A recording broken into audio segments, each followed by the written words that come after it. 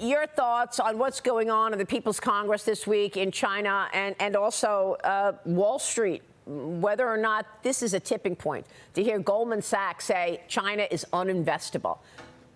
Well, look, I'm glad that someone at Goldman is listening. I mean, very important, bank. And if a few of the big banks can lead on this and really get a grip in terms of what their risk exposure is and what the sort of entire risk in the economic system is, then that's going to be a major step forward. I mean, the next big thing we have to do is shut down as much investment as we can into China. And meanwhile, turning to the National People's Congress and Wang Yi and the work report by Li Qiang, which I think is actually very important to read in depth.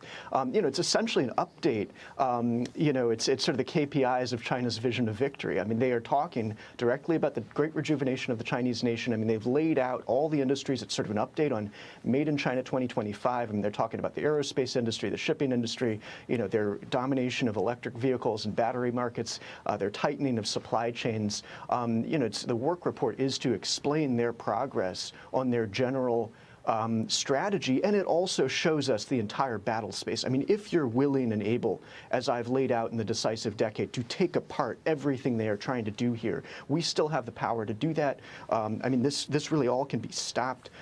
They're telling us how they go about it, and I think we have all the targeting measures to start slowing down their economic growth, bringing our supply chains back. And what they're going to do next is focus on increasing, especially investment into advanced manufacturing.